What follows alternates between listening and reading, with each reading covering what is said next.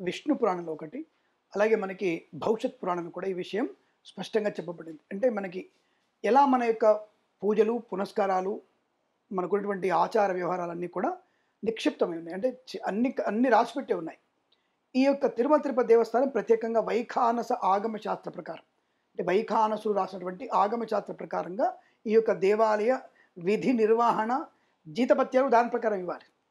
వైఖానస ఆగమ శాస్త్రంలో భగవంతుడు ప్రేరేపితమైనటువంటి ఋషుల ద్వారా ఏ విధంగానైతే దేవాలయ యొక్క అన్ని రకాల వ్యవస్థలు జరగానో, పూజలు పునస్కారాలు, ఏ పూలు పెట్టాలి, ఎలా ఉండాలి, ఎన్ని గంటలకు లేవాలి, ఎన్ని గంటలకు స్వామిని మనం శయనింపజేయాలనే విషయాలు స్పష్టంగా చెప్పబడింది.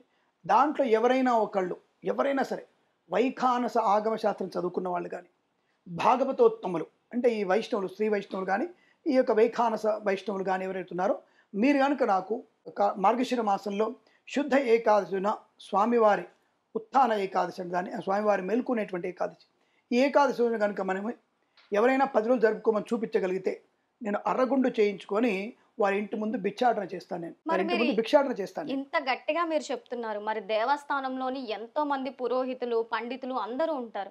మరి అంతమంది ఉంటుండగా దీన్ని ఎలా యాక్సెప్ట్ చేశారంటారు?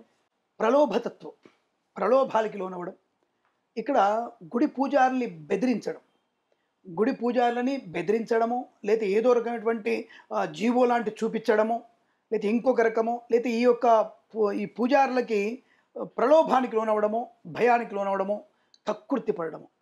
రెండవది ముఖ్యమైనది, మీరు అన్నటువంటి ఒక పదం అడిగారు, జగన్ ప్రభుత్వంలో అని. ఈ జగన్ ప్రభుత్వంలో జరిగిన అనేక అనర్థాల్లో ఇది ఒకటి ముఖ్యమైనది. ఇది ఒకటి అది ముఖ్యమైనది. కనీసం తండ్రి ఎలా చనిపోయాడో తెలిసినా సరే కొడుకు అదే మార్గంలో నడవడం. భగవంతుడు ఇంకా నీకు పాపకర్మల యొక్క పూర్తి చేయలేదు కాబట్టి ఇంకా నువ్వు జీవించునని చెప్పవచ్చు మనం. అందుకనే భగవంతుడితో పెట్టుకోవద్దక్కర్లేదు. ఇప్పుడు నీకు ఎలాగైతే నీ యొక్క మతం మీద విశ్వాసం మీద, నీ మత విశ్వాసం మీద నమ్మకం ఉందో, అలాగే హిందువులకి, హిందూ ధర్మానికి, సనాధర్మం యొక్క మతము, దాని యొక్క విధానము దాని స్పష్టంగా చెప్పబడింది. అదే నువ్వు ఏదైనా మసీదుకి వెళ్ళి మసీదు గురించి మాట్లాడగలిగే శక్తి ఉందా? అన్ని మసీదులలో నువ్వు నమాజ్ రంజాన్ అప్పుడు మీరు ఉదయం తెల్లవారుజాము చేయొద్దు, 6ంటికి చేయమని చెప్పగలిగావు ఎప్పుడన్నా? చెప్పలేదుగా. అంటే ఎందుకు? అక్కడ నీకేం డబ్బులు రావు కదా. అదే తిరుపతిలో అయితే నీకు డబ్బులు బాగా వస్తాయి. ఆ డబ్బులు రావడం వల్ల మనం పబ్బం గడుపుకోవచ్చును.